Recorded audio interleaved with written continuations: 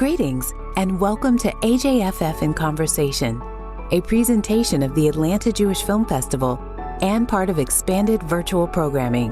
AJFF in Conversation is presented in partnership with American Jewish Committee and made possible thanks to the generous contributions of the Helen Marie Stern Fund and other donors, community partners, volunteers, and you, our loyal audience. Become a member of the Atlanta Jewish Film Festival today and help sustain AJFF during these challenging times. Thank you for your support.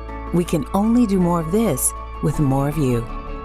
To learn more about our efforts to stay engaged and connected with you and our community, visit us online at ajff.org or follow us on social.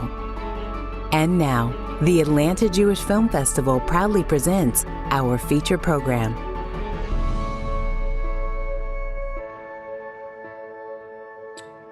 Hello, everyone, and good evening. Hi, everyone. Good evening. My name is Jason Evans. I'm your host this evening. Welcome to the latest edition of the Atlanta Jewish Film Festival's In Conversation series. This is the virtual programming that has been our response to the ongoing craziness that is COVID-19 and the pandemic, and it has been an amazing chance for us to intimately connect with actors and filmmakers from all over the globe. Like I said, my name is Jason Evans. I am a film critic and a journalist from here in Atlanta. I also happen to be the co-chair of the Atlanta Jewish Film Festival's Film Evaluation Committee. Despite the crazy nature of these times, my committee has been hard at work over the past several months, picking the best of the best, the films that will make up the 2021 Atlanta Jewish Film Festival. And I am pleased to report there will be a 2021 festival. It will take place from February 18th to 27th, and all the details about that will be announced in coming weeks. I can tell you, by the way, based on the films that the committee and I have been seeing in recent months, you can expect the 2021 festival to feature the same amazing films that transport us to all corners of the globe, that send our hearts and our emotions soaring. I can't wait for you to see all of them. There's some wonderful, wonderful stuff. But that's not what we're here for tonight. Tonight we are here to talk about a film that I hope everyone has already had a chance to see. Spoilers, by the way, we will be talking about the beginning, middle, and end of The Secrets We Keep. Our guest for tonight for In Conversation is the Israeli filmmaker Yuval Adler. He is one of the best filmmakers in the world. Two of his previous films have been featured at the AJFF, Bethlehem, for which he won Israel's Best Director, and The Operative, which was in last year's festival and starred Diane Kruger and Martin Freeman. I'm sure many of you saw it. Yuval, thank you so much for joining us. Thank you. By the way, before we get to our conversation, I want everyone to know that this is an interactive experience. We urge all of you to use, there's a little Q&A function at the bottom of your screen. There's a button, Q&A, and if you use that, you can submit questions via Zoom, and we will pick out certain questions to ask Yuval, but we will get the questions rolling with stuff from me. I'm gonna go first. And the first thing I want to ask you, this is a movie about the Holocaust without a Jewish victim. Yeah, it's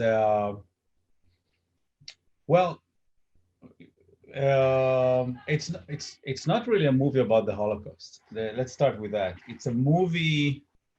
The script in the beginning was much more about the Holocaust, and what we did with it is actually make it, I think, more universal, but by making it about a war crime, and something more.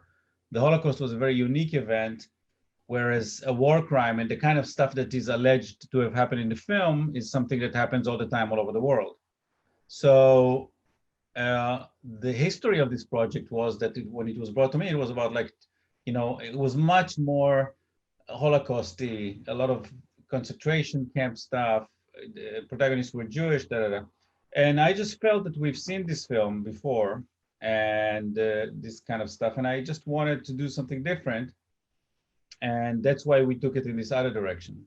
Also to, when the guy is a Nazi, whatever, it's very hard to be morally ambiguous about him. Whereas here, he's more like a German soldier who was very young, and we tried to give it some shades, that for Joel, that he has something to do, that he can be somebody that the audience can flip about a little bit. You've jumped ahead to one of the questions I had, which is, I feel like I feel like I was watching a real morality play in terms of, I wasn't sure that he's a German, he's, like a Nazi, he is a Nazi. Yeah. But I mean, we intimately meet Thomas's wife and children. Right.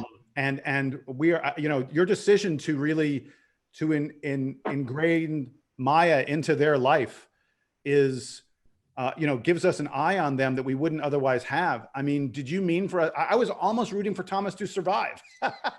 Why not? Yeah, I'm always, look, one of the things that I'm interested in is like, there's a tendency to, how will I put it? Like to draw a line and to say, this is outside. Like Nazis are outside. We can't understand them. It's outside. Al-Qaeda, whatever, ISIS is outside. Harvey Weinstein is outside. Like if I try to do a movie about Harvey Weinstein, you know what I mean? I'm dead. Or about Al-Qaeda or about a Nazi, it's like there are certain things that you kind of say, you know what I mean? They're outside. We kind of brand them evil and we put them outside the line. And it's something I don't buy. It's like, there's no outside, everything is inside. There's no, so it's very easy to have a film where you're like, okay, the guy's a monster. So the question is only, is he a monster or not? Is this the guy or not? Whereas if the guy is also, maybe, okay, once you find out he did it, but you're saying, well, I mean, okay, he was 19, it was 20 years ago. He had, you know what I mean? It was like, so for me, that's much more interesting. I'll tell you something interesting. It's like when Noomi came to me with the script, and that was like the end of 2018. I was just finished the operative. I was just finishing. And at the same time, it was not long after the Kavanaugh hearings, Fort Kavanaugh, So this situation, I found it fascinating. It was like, she says, you did da-da-da-da to me. And he says, I wasn't there. And everybody was sitting there, and said, okay, so how is it going to play out? Who is right? What's going on? How are we going to know? Now, I'm not, comparing Kavanaugh to a war criminal, or that's not the comparison. The comparison is that when you have this he said, she said, it's like there's this fascination of, and it's in the past, like you can never go back, Kavanaugh was 30 something years ago, this was 20, like you can't go back and know. You have to decide in a way.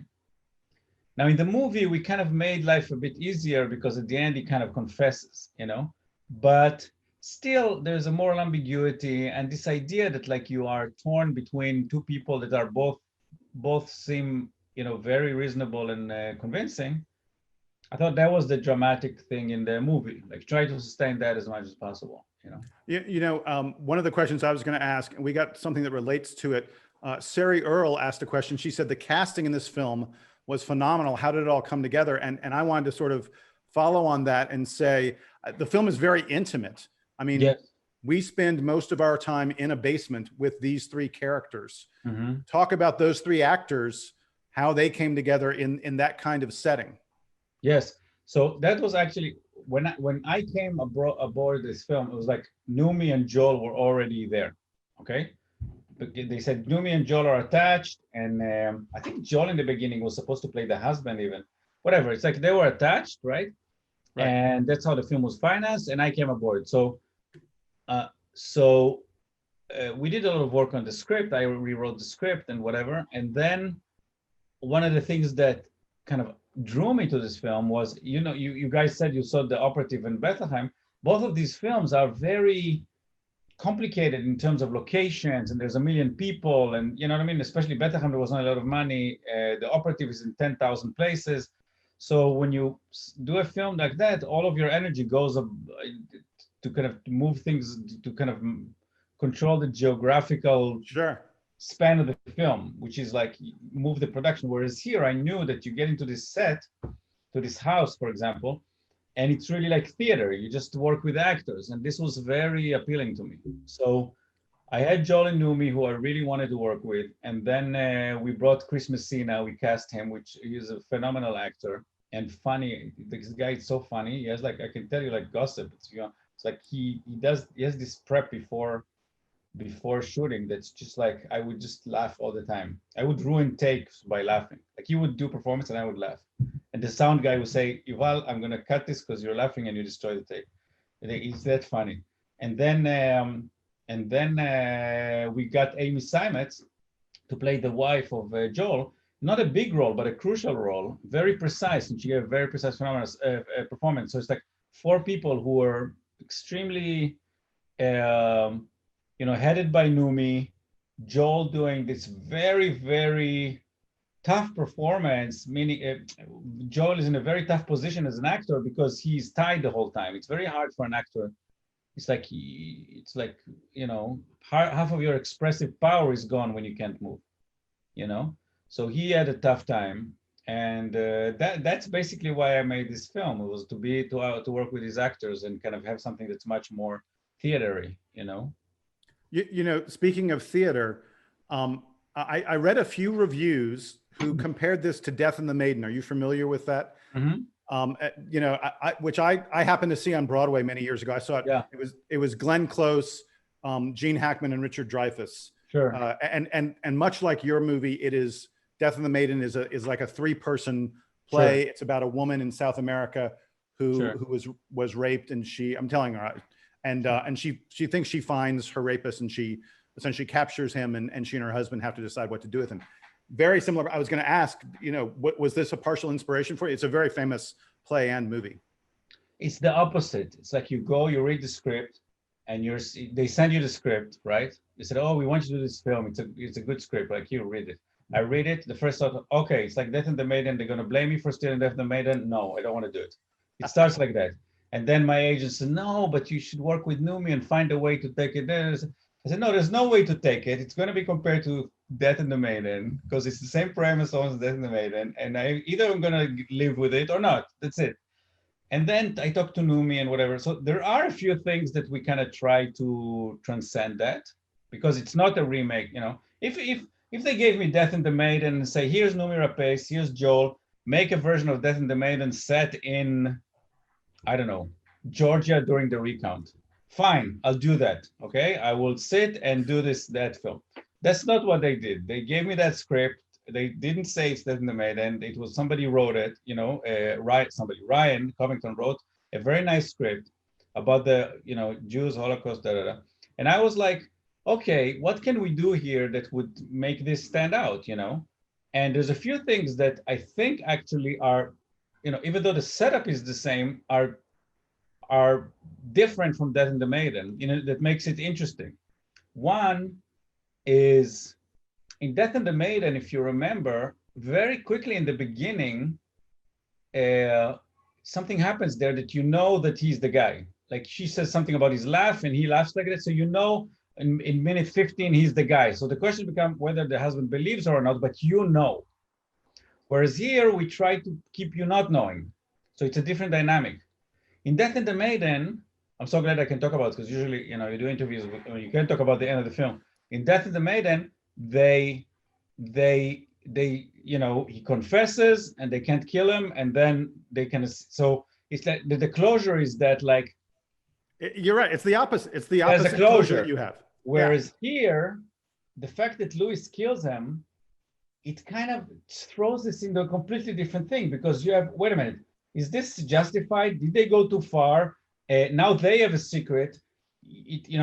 This catharsis film where, like, there's a secret, it comes out and then equilibrium is restored, Death and the Maiden, or there's a million films like that, plays especially are like that, that's like, you have that secret in the family, it comes out and then equilibrium is restored. Here it's not restored. A new secret came into existence. So in a way, also there's Amy's character. So in many ways, we try to get away from it, because we're saying we're not doing, Death and the Maiden. But of course, in the beginning, when the script came to me, it was like, okay, I have to accept it or not accept it. And so I was going to say, you just hit on another question that we have from Andy Bauman, and he said, Maya and Thomas get their absolution. I mean, Maya gets her confession. Yeah. Thomas gets off his chest what he did. Yeah. and Maya essentially says to her husband, "It's over, you know, all good now." But Lewis has just killed a man, and he has to live with that. Yeah. And that's where we end. Yeah. You know, he essentially, they've been relieved, and he has been burdened. Yeah, there's a, you know, that's a very different ending. It's the ending that says you had one secret, and Lewis all the time, that's what I like about his character, and about, again, it's this thing in the movie that Lewis all the time he said to her, let it go, you know, you're gonna ruin our family, okay, let it go. What do you want? You know, there's this scene, my favorite scene in the film is they sit in the dining table and he says, what do you want? And she says, I want you to hear it, okay? She says to him, I want you to, like, I'm doing it for you because otherwise you think he's crazy. And he says to her, I don't think I can hear it. I can't deal with it. And he's right, actually. I don't want to hear it. I can't deal with it. You guys can deal with this crazy shit. I can't. I don't want to hear it. That's what he says to her. And in a way, that's what happens. Like when he hears it eventually, what he can't deal, he can't deal with it. And he shoots the guy, okay? So in a way, now there was a secret. And then this happened. And now there's a new secret. You know, there's a new secret that they're going to have to live with. You don't, you know, it's like, you know, it says a completely different thing. It's not like you have a secret and you okay, like it's this myth of psychoanalysis. I have this repressed thing. I will unrepress it and everything is going to be okay. No, it's not going to be okay. Something else is going to get screwed, you know? So that's, I was going to say, do you think Maya at the end is telling Thomas that she'll let him go if he confesses? Yes. Do you, I mean, you wrote it. I Do you think yeah. she was really willing to do that? Yeah, I think you see it in her reaction when Louis shot. She's completely, you know, startled and traumatized. Like she couldn't believe it. Of course, because like all of us, she couldn't see it coming, but also because wasn't her plan. That wasn't her plan anymore. Her plan was just for her, it became to kind of prove even to herself that she's sane, that she's not, you know. So I want to ask a question we got from Sandra Crane. And you know, this has to do with the Israeli psyche. And you know what, actually, before I even ask it, tell everyone your connection to Israel, so the audience understands. You and I were talking about this before we got on, but you know, your connection to Israel and to America. You're currently in New York. Yeah, I was born in Israel. I'm Israeli. I was in the army. Then at like 23 or 4, I moved to the US to graduate school at Columbia University, and I stayed since. So in a way, most of my adult life, I lived in New York. Now we Israelis, we don't lose our accent. Some people do. I like my accent. I kind of, you know, so I kept it, but I actually, most of my adult life, I was living in New York. And except for between 2011 and 17, for 6 years, I lived in Israel again. When I went to shoot Bethlehem, I stayed for a few years and with my kids and, you know, so, but my family is in Israel. I work, so I'm kind of really split. You know, most of the script, you know, Bethlehem, I actually wrote in English first before I translated it to Hebrew and Arabic. Really? So it's like, that's what the operative was about. I'm a person, I really don't know. Also because of my background in academia and now in film, I really, you know, in between stuff all the time, in between places, you know. So this leads me to the question that Sandra Crane had that I wanted to ask you. She said, how does the concept of retribution and revenge, which this film is very much about, those concepts, how does that fit into the Israeli psyche? And let me tack on to that, how does it fit into the Israeli film industry, in your opinion? Noomi, who's not Israeli or Jewish, her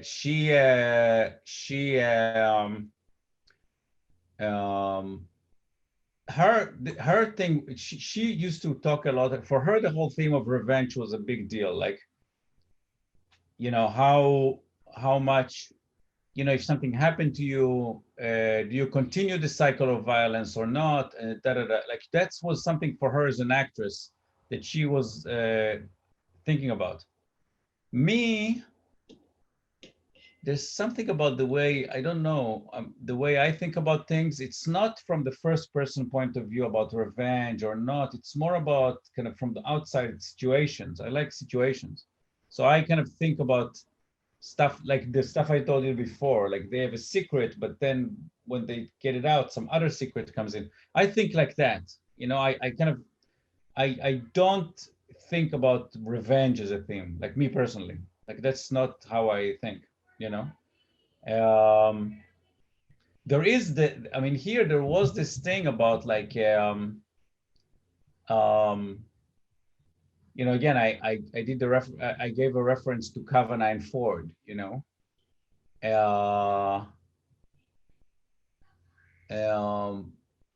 What did, you know, what does the person that makes an accusation wants to achieve?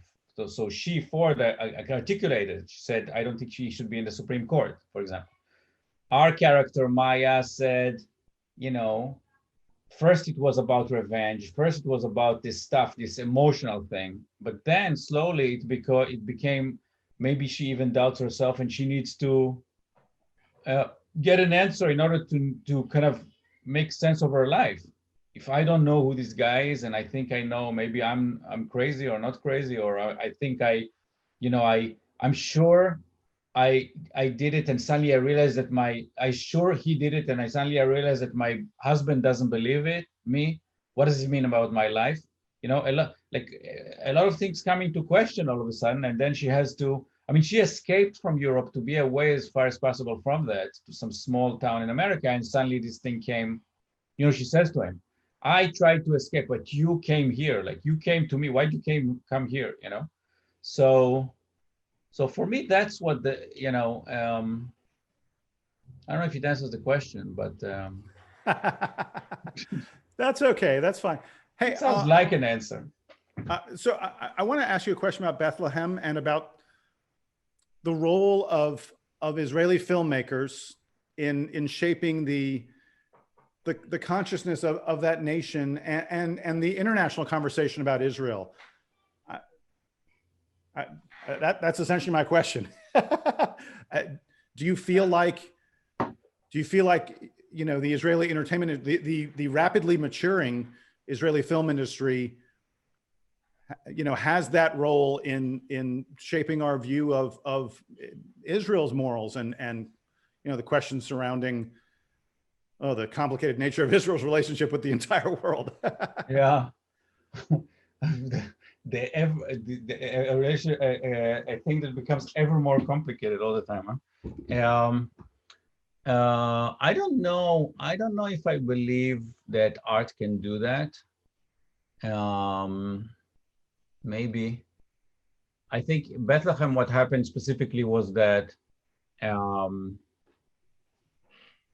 it got very strong reaction from different political sides, like, you know, from Israelis, from my cast of people, kind of, you know, it was like, you know, an emotional experience where you actually kind of understood and identified with the other side at the same time as you identify with your side, like you're identified with both sides together, which is what I try to do. And they appreciated that, and it maybe gave them something about the ability to kind of understand the other side.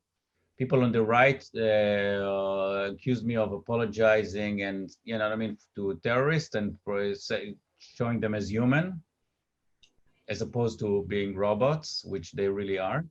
And they also, and people on the left called me, what I forgot, but it was like that I'm like a liar and whatever, that I like, you know, I don't conform to the narrative of the left, which is, you know, you show the other only as a fantasy of what you would want them to be. And in a way, so I got it from all directions. I don't know what these conversations do. It's, I'm sure it does something. I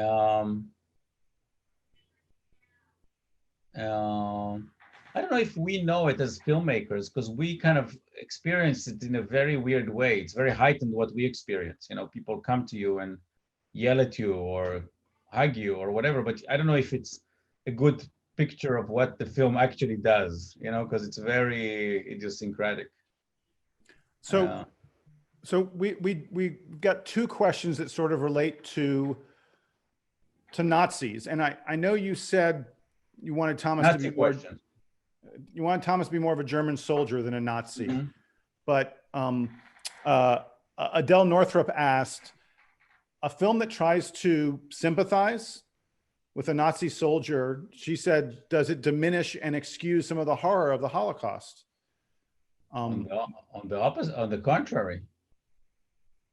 Because if they are not humans, suppose they're androids like in Blade Runner, then how can you expect the moral accountability from them?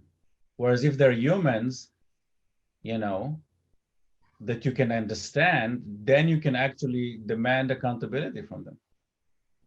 So for me, to humanize the other is like, that's the precondition of being able to actually, you know, expect the, you know, like, what's the word? Being able to demand, you know, demands a human, a moral stance from them because they're human. And as I said before, for me, no, there's no line. ISIS, I can, if you tell me tomorrow, listen, these people want you to make a film about ISIS that will make you understand these people and identify with them, I would go tomorrow and do it. I'm actually exactly, or Harvey Weinstein, whoever the biggest asshole, whoever the worst person. I once read this book about literally this guy who was the commander of Auschwitz, or what, like a big, you know, like the worst of the worst. And he had a memoir. He like sat in the jail cell and talked to, I forgot who, and the whole thing is a book. It's called, I have it there somewhere, okay? Right. And I thought I'm gonna make a movie out of it. So I'm gonna get into this guy's head. Like that's, you know, that's the most interesting. Like you wanna understand these people. You know, they're people. By the way, speaking of Nazis, I'll just say that my mom is a writer and she wrote a book completely the opposite. She wrote a book about, we had people in our family, my grandparents adopted two kids that came from Auschwitz, two brothers that survived Auschwitz at like teens.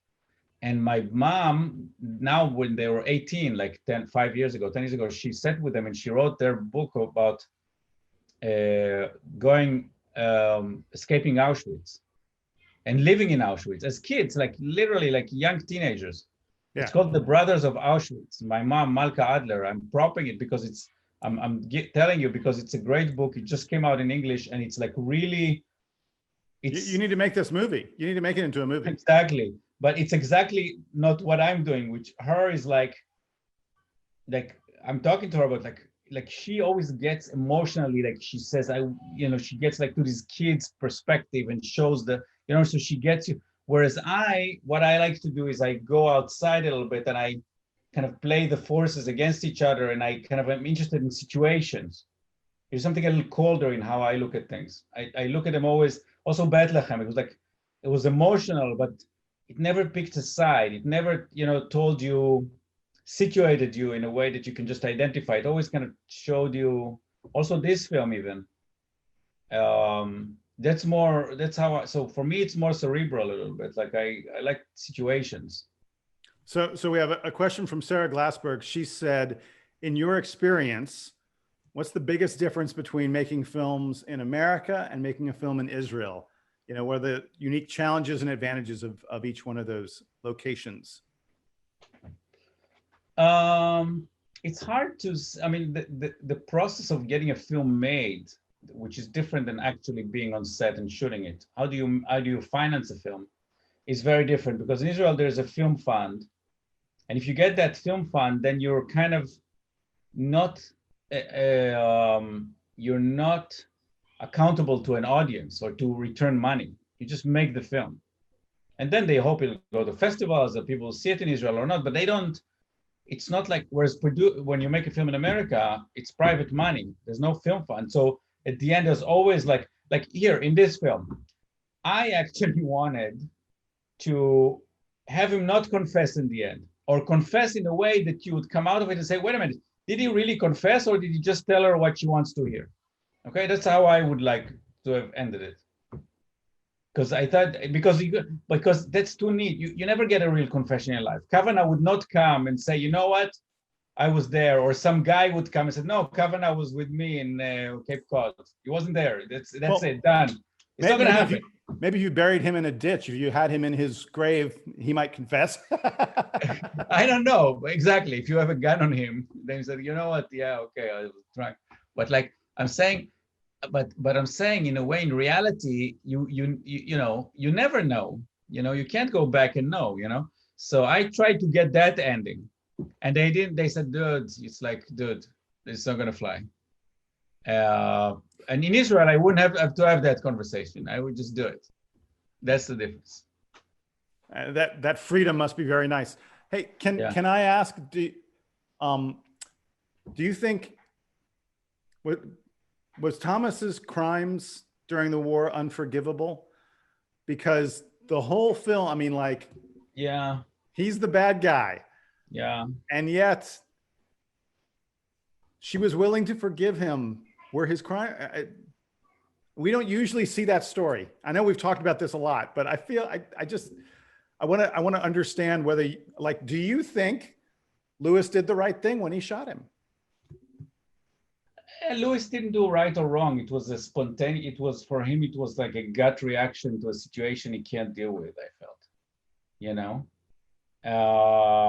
whether you should shoot now a guy who 20 years ago was involved in kind of this rape, killing that soldiers did in any war all the time, you know, so not to excuse it, but whether you should shoot him with his wife and kids now, whatever, I don't know, probably not.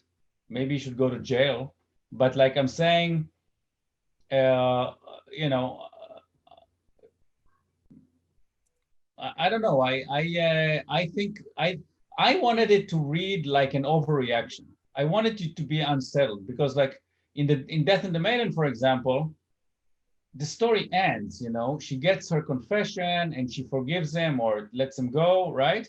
And then it's over. And then you can put the story behind you. And here it's like, it's not closed. Wait a minute, did Lewis go too far?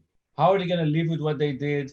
Da da da da. You know what I mean? So in a way, I like the idea that it kind of doesn't, you know, there's an imbalance and the story usually ends with balance, but there's no balance at the end here, you know, and I like that. And he's a Nazi. Yeah, I, you know, it's not about, I don't know even if she forgave him. She got what she needed. I know she was in a position to talk to the audience and to communicate that I forgive him for his sin. It wasn't in her mind. In her mind, it was like, I thought I was crazy. I was sure this guy is. I don't know if, you know, he wasn't going to confess. I didn't know what to do. And suddenly he confessed. Suddenly I got validation to what I said all along. I mean, that's where she is at, you know. So we have a question from Matthew Rao about the look of the film. He said it really made him believe that it was the 1950s, that you all did a beautiful job shooting. How'd you create that that feeling? You shot on actual film, I'm sure. The whole thing. No, you didn't. No, but in this budget, you can't shot in actual. No, it's all Alexa. But it's like film. It's almost like film. Very close. Yeah.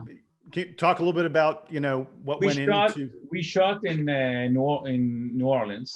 Okay, not in New Orleans, the famous New Orleans, but in the suburbs, many of which look like 50s. You know, if you look for it, you can see stuff. You'll see that, you know, the houses are raised and you can see the levee sometimes and whatever. But really? Yeah. If you look for it, you'll see it. And then you know, they have a very, you know, competent and lively film community there because they have this tax, you know, some states, so Georgia also. We have it in Georgia, yes. Yeah. And they have this tax thing like Georgia, and like a lot of people come to shoot. So, you know, they're good. They have the cars, they have the custom, you know, we brought a great custom designer. I had a great team. I mean, the DP is the German DP who shot Operative with me. I brought him. It was a lot of, I was really happy he could come. and we approached it very differently in a different way than the operative. Christina Flannery did the wardrobes, and she really got into it. She was like, "Oh my God, I'm getting to do Noomi Rapace period." She'd sit there, she just like was so excited.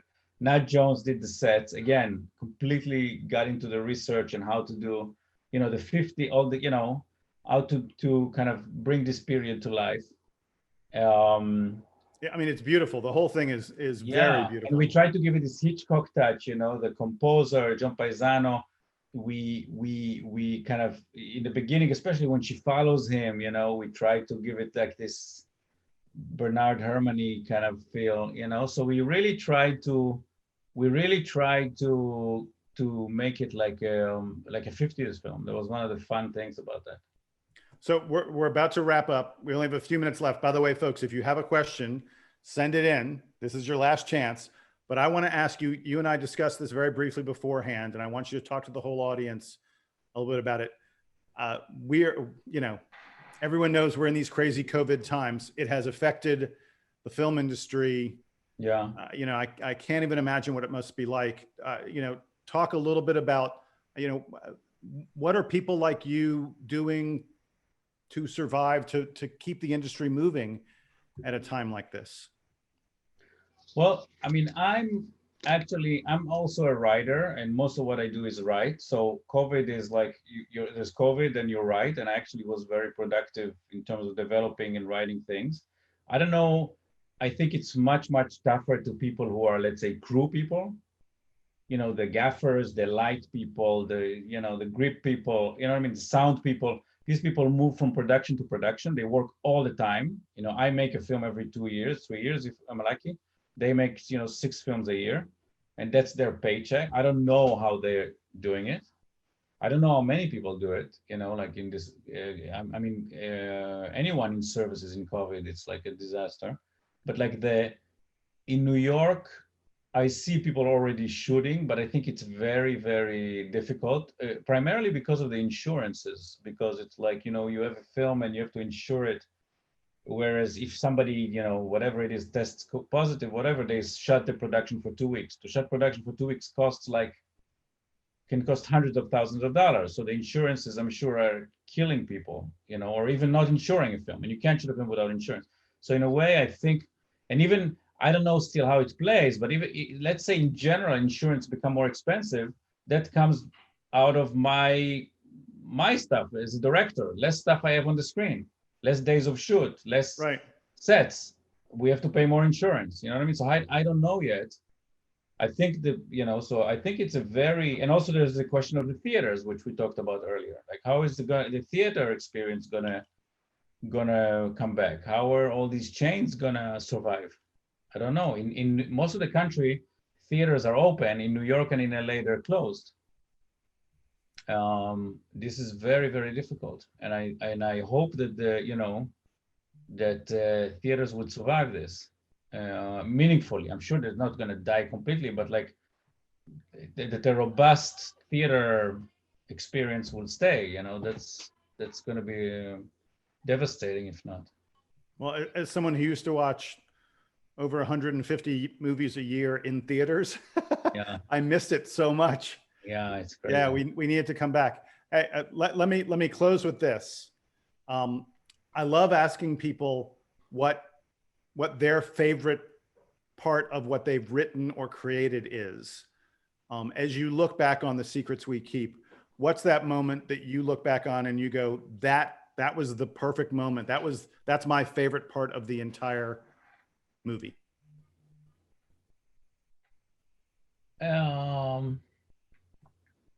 Sometimes you shoot a scene and it works well, and you know what I mean. And I think the scene I like the most, I told you, the diner scene, the dinner table scene, where after their big fight and the finger and she runs out, whatever, she comes back and she waits for Louis and he comes back and they sit and talk in the dinner table and said, "What do you want? I want you to hear it." All that scene. That's kind of, and it's actually, I think, was one of the last scenes we shot in the film. It was the rap day. I think my family even came there to the last day. And that was my best. I really enjoyed that scene. I was like, I saw how it plays, I saw the performance, the way it was lit, like, because there's so much that doesn't exactly match what you want. You have to live with like, okay, that's okay, but this thing, and sometimes it all comes together. So last thing, you know, you're someone who, as an Israeli-born director, part of the Israeli film industry, you've made the transition to Hollywood. I mean, look, your last two films had a number of very recognizable mainstream Hollywood stars in them. Talk about that process and, what it's like to come from the Israeli film industry to Hollywood. I guess a lot of it is the money, right? You mentioned that earlier. Yeah, I mean, it's in a way, the films that I made, both of them, Operative was actually a European co-production. So it was more, not Hollywood, it was much more a European thing. Here it was an American film, but both of them were not big budget. So in terms of the feel and the stress, it felt, almost like the same as Bethlehem. It wasn't like I wasn't feeling like I'm on, Batman 3, like blowing shit up, like what I mean? It wasn't like that. It was like still, but I don't know. I'm kind of these films. There's something I'm looking to do different kinds of films now, much more personal and crazy, and maybe even low budget, but films I have much more control over. So I'm actually writing some TV thing, and I'm writing films that are, very different from that. Yeah. Do you think the future is streaming versus theatrical? We sort of touched on that. I mean, I know. I hope not. I don't know, man. It's like people have such nice TV. We have a nice TV. It's like, it's not so bad to watch a film at home anymore. Just to be like, you know what I mean? It's like you have that TV with the good speakers, whatever. It's like, so I don't know. I mean, most of people who go now to films, like, it's like the 20s and 30s, those are when I every time when I see this, it's like those are mainly the people who actually go in the theater. It's kind of a going out thing. But I really hope it will survive. Like I think I'm very worried about that. Yeah, I hope it will survive as well. Yuval, thank you so much for joining us, for giving us insight into this film. You say it takes a couple of years for you to make a movie. We can't wait for your next one. Thank you. The Secrets We Keep was in person in Atlanta, finally. I'm sorry? I would love to be in Atlanta in person in your festival next time. Open invitation, sir. Absolutely. Okay. I don't have the authority to do that, but I'll do it anyway. We'd love to have you down here. Your films have been wonderful. They've been a gift of joy to all of us, and we appreciate you giving us some insight into them tonight. Thank you so much, Yuval. Thank you. Really appreciate it. Folks, like we said, thanks again, Yuval. We will thank to all of you, by the way, for submitting your questions. This is unfortunately the last of the AJFF In Conversations, but don't worry, coming at you very soon are all the details about next year's festival. We are ready and raring to go. So it'll be coming, that information will be coming to you very soon. Thank you to everybody at the AJFF for helping set this up. And again, Yuval, thanks for spending some time with us this evening. Thank you. Bye-bye. Bye.